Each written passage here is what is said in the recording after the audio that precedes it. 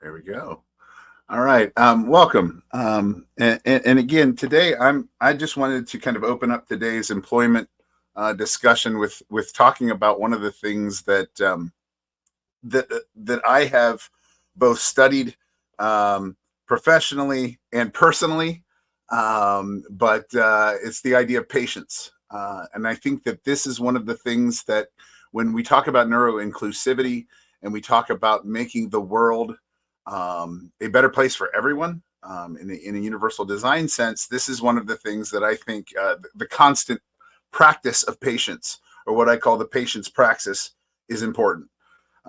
Say that fast 5 times. Just a little bit about me. Um, I was a late diagnosed autistic ADHD individual, but I've again been always that weird kid. I grew up in a wonderful part of the world where weird was accepted in Appalachia, and as long as you were our weird, you were okay. Which meant that all the different types of weird, as long as you were just happened to be there, you were good to go. And so really there were lots of little ways that my experience was different, but also similar to other late diagnosed and other autistic and ADHD individuals. But in a constant search to figure out what was wrong with me, I went to school and searched out answers. That was one of the first things that I was taught as a kid, is go to the encyclopedia. What does the encyclopedia say? And so I would look up emotion, or I would look up sadness, or I'd look up peregrine falcon. And so that led to a lifelong pursuit of learning, which led to I'm currently employed as a humanities professor at Henry Ford College, and have worked in all different aspects of that school, both as a writing teacher, department chair, administrator of a honors program. But I've also, as I got degrees in literature or religion or political science, I didn't find the answers. There were answers, but they weren't sufficient. And so I kept going and kept searching. And part of that search obviously led to my diagnosis. But I've also done some design work, some inclusion and equity work, and currently sit on the board of the Self Advocates of Michigan, which is kind of our organization for personal and political empowerment. So all of these kind of experiences and all of this study, my dissertation looked at why humans are the way that humans are in a political and moral sense. All of these things led me to, again, more questions, but some answers along the way. And a lot of those answers, as we'll see, lead to more questions. So when I talk about anything, and especially with patients, and especially from the employee employer perspective, one of the big kind of pitfalls, landmines, caveats is this idea of disclosure. And so I know both from a professional aspect of research and a personal aspect of experience, and just anecdotally all of my colleagues in the fields, this is one of the toughest issues that the autistic employee deals with, because with this idea of 1 in 36, and knowing what we know about adults not being diagnosed, you have autistic employees, you have ADHD and other neurodiverse employees. It's just whether they feel safe enough at work to let you know that. And so one of the things that I like to impress upon myself, my students, and then largely the world, is this idea of patience in that professionalism. And that really is backed up with the research in universal design.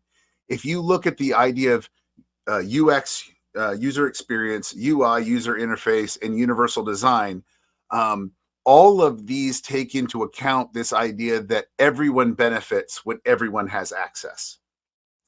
And when you think about the employment world, it is a restrictive world in and of itself. There are application processes, there are intake processes, orientation processes, all of these various aspects that set further barriers for the neurodiverse individual.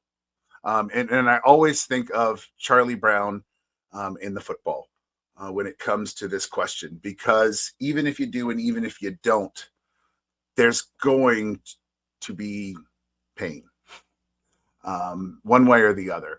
And when we talk about the pain and the stakes, there's a lot of research out there, not enough. But when we look at cortisol levels and we look at the negative effects of workplace bullying, all of these combination kind of aspects, it leads to lower mortality rates. It leads to higher suicidal ideation. It leads to all of these negative aspects, and that doesn't even get into the cortisol levels in the individual. That doesn't get into the interpersonal relationships, the professional problems, which then lead to economic problems, which then lead to more interpersonal problems. That big cycle that we know exists, right? That individuals like myself have a hard time navigating anyway, right? And then you throw in the aspect of the double empathy problem, where I have to understand how to communicate with you, but you don't really have to understand how to communicate with me. And we have a tempest in a teapot, right?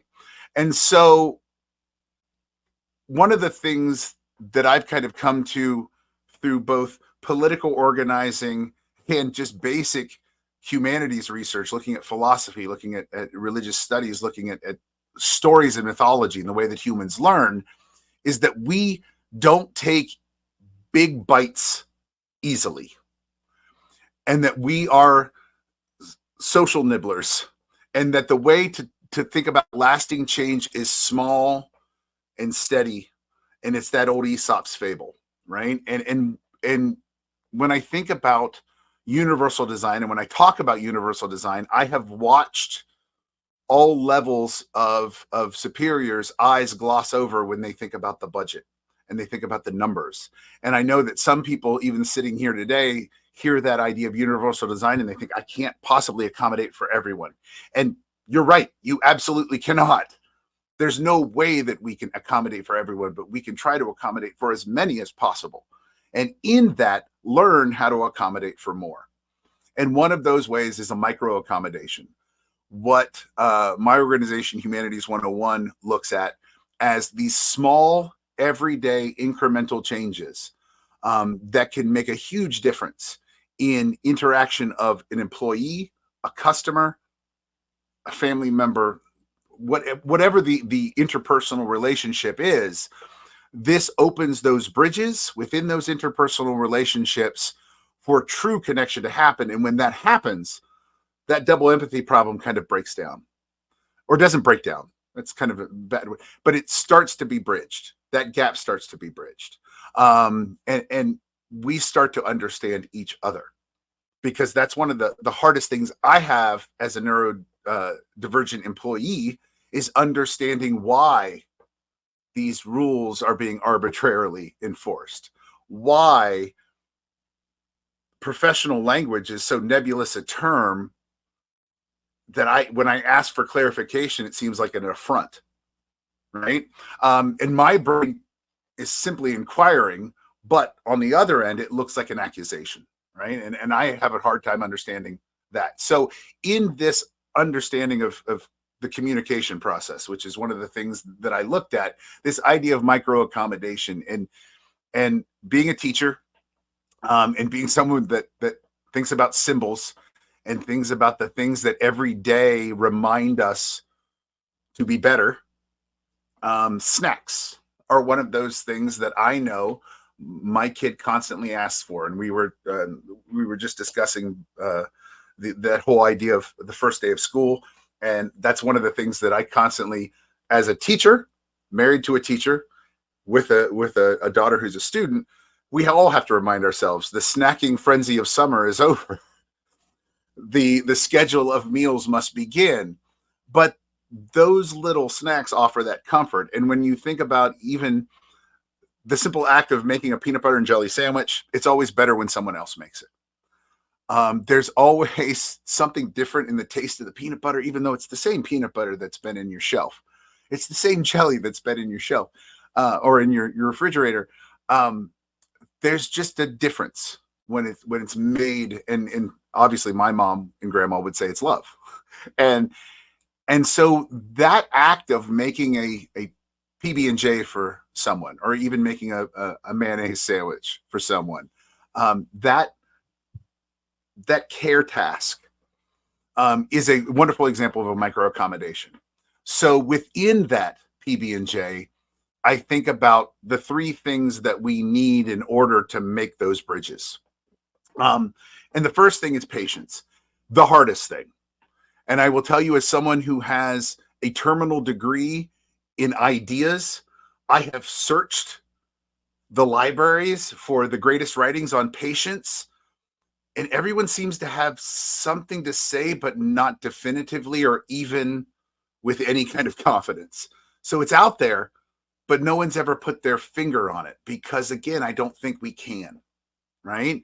But this idea of dysregulation, when you notice another person irritated, when you notice another person, and it connects to the second one, this idea of behavior being communication. When you notice that behavior or even communication is not what you expect, even the ancients, like Marcus Aurelius, and tells us to reflect upon ourselves, to think about what we take from that interaction.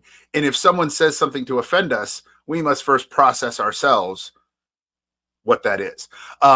Again, my back training in philosophy, simply, it's looking at the behavior. And if our brain says that's odd, we have a second question that we impose upon our brain and say, why? Why do we feel that's odd? And then when we start asking that question, we might start to understand that there's a message being sent in that behavior. And so those first two steps, the peanut butter, have to be together, right?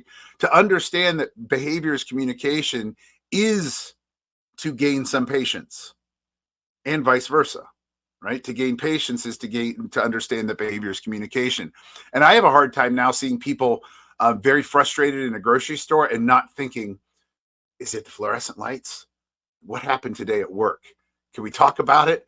I don't, because that's not appropriate.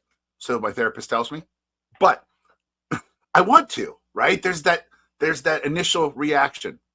So those are very difficult, right? This idea of focusing on behavior's communication and being patient with that behavior is extremely, extremely difficult in the moment. But the jelly, the J, the sweetness, you can live on peanut butter alone, but the jelly adds a little bit more, a little bit of oomph to the sandwich. That's for you, because caretaker burnout is real. And that's one of the things that we don't think about in that reciprocal relationship of your behavior affects my behavior, all of this stuff. You need to know that your only job in that moment is to be there. It's not to think about what happened to get you there. It's not to think about what's going to happen after this moment is over. To understand patience, the best thing that I have seen in all of my philosophical and too many studies, it is what we would call, right, being present. And that is one of the things that I know as both a person who has meltdowns in public and someone who tries to take and care for someone who has meltdowns in public. That's something that I wish everyone would take. That's why it's sweet, because I know as a late diagnosed autistic person that when I get dysregulated, my brain also starts to get more dysregulated because I'm worried about everyone else's. I need to worry about everyone else's situation, because that is how my masking, that is how all of my layers have been built over the years. And so just understanding that my job is to calm myself in that moment. My job is to breathe in that moment. it not only helps the caretaker, but it also helps the person who is suffering from dysregulation in that moment. So, as this slide says, you can't always help someone prevent dysregulation, but you can bring them a snack. And again, in that moment, those things, understanding what they're saying, being patient enough to understand that, and being present for them in that moment is going to help everyone in the long run. Okay, and it's a groundbreakingly simple thing. That's it. Very hard to do. And all of these things again lead to this idea of community. And when we talk about inclusion and access and belonging, what we're really talking about is building true community, something that maybe we have been disconnected from in the 21st century, even in the 20th century. We could go back, right? Maybe it's a function of culture, maybe it's a function of time, but we feel disconnected. And I know those of us in the disability community are disconnected.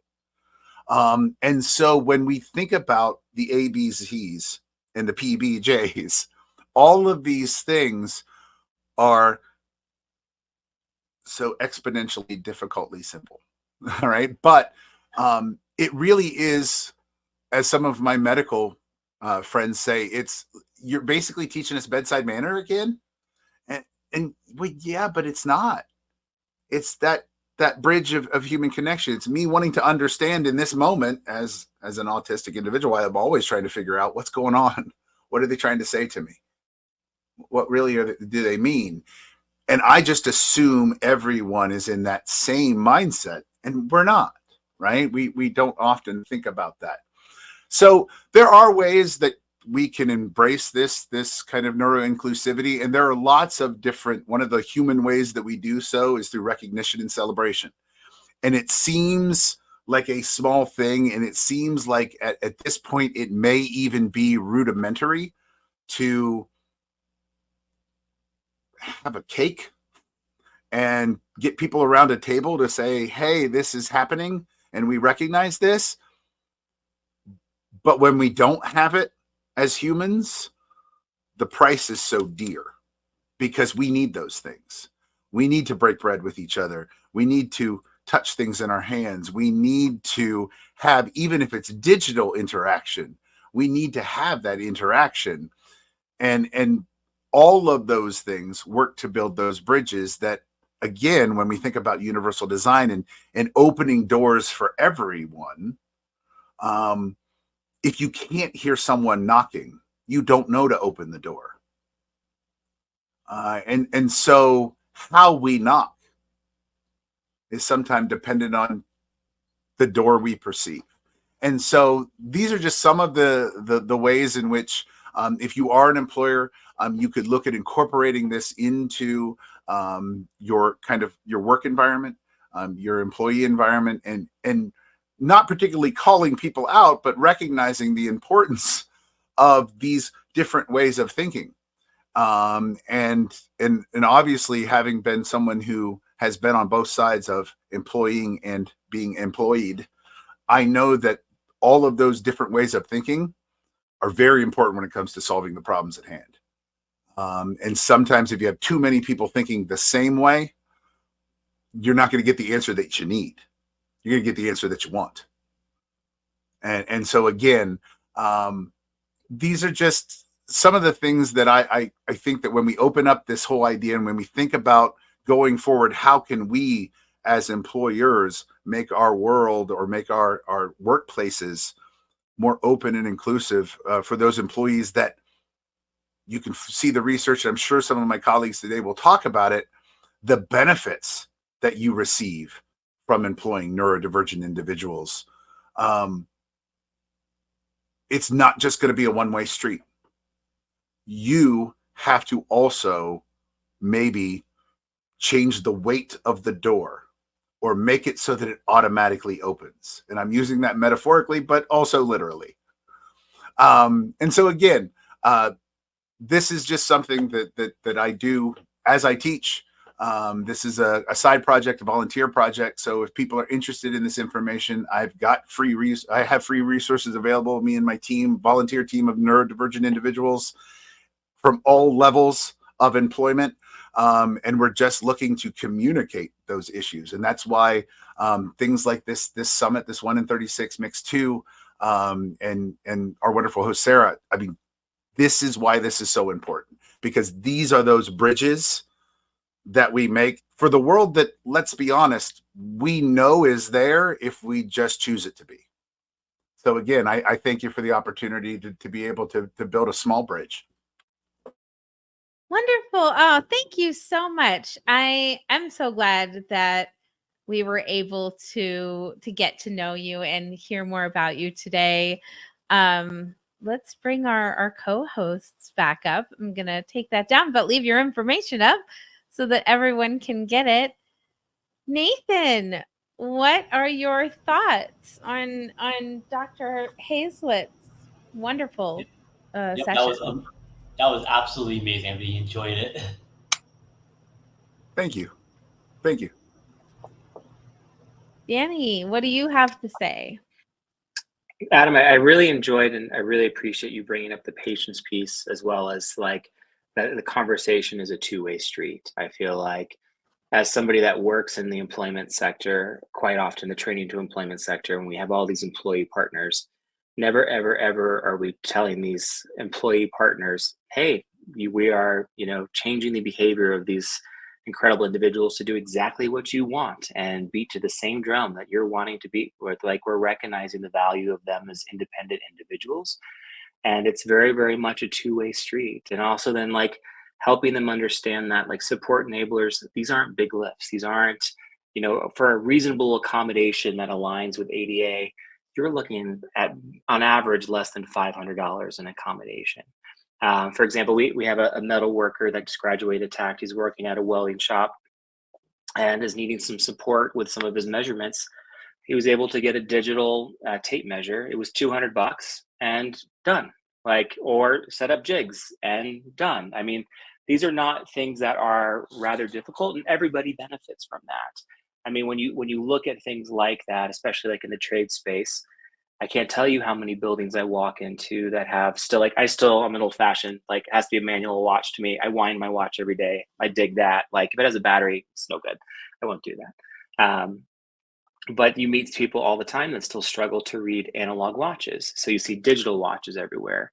And yet there are some ways that we're still moving forward these old fashioned ways of business, of communication, and they are limiting. And by the way, they were designed to be limiting. Like that was the original intent of these. I mean, when you look at American education, for example, the original intent was not to educate, it was to conform. And so when you start breaking it down now and overcoming that and starting to recognize, how do we genuinely build this community of equality, of opportunity and sharing and dialogue, listening and patience are so important in that. And it seems like such a small thing, but it's huge. But like for so many people, they get lost in that. So I was really grateful to hear you bring that up right from the get-go too. So kudos. I liked it. I appreciate it. I figured it was a perfect way to start the day. And when the opportunity was there, I thought, well, this is a beginning or an ending. This is not a middle, because these are very small ideas compared to all the wonderful ideas that people have, but they're like that top of the root that you see that you're pulling and you're going, and this is just a small plant and it's attached to the mountain. You're not moving it. What part of the Appalachian Mountains did you grow up in, by the way? I grew up down near the Ohio River, down near Athens County, Hocking Hills region. So I grew up in Asheville, North Carolina. So and I lived in Burnsville. So I lived in Burnsville for a good long portion, and know Asheville quite well.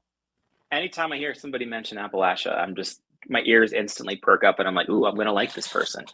So it's wild. Thank you. So of course. Oh, well, I love that. And Adam, Mark Adamson from the both Adams, Adam, he said, I love the automatic opening door analogy. Great job. So that's wonderful. Thank you so much to Adam and Judy and Victor and everyone that is in the audience today. Thank you so much for coming. And Adam, thank you so much for your time. Thank you for having me. I always enjoy it. Thank you so much. Thank you. I appreciate that. And I mean, just keep them coming, right? Always.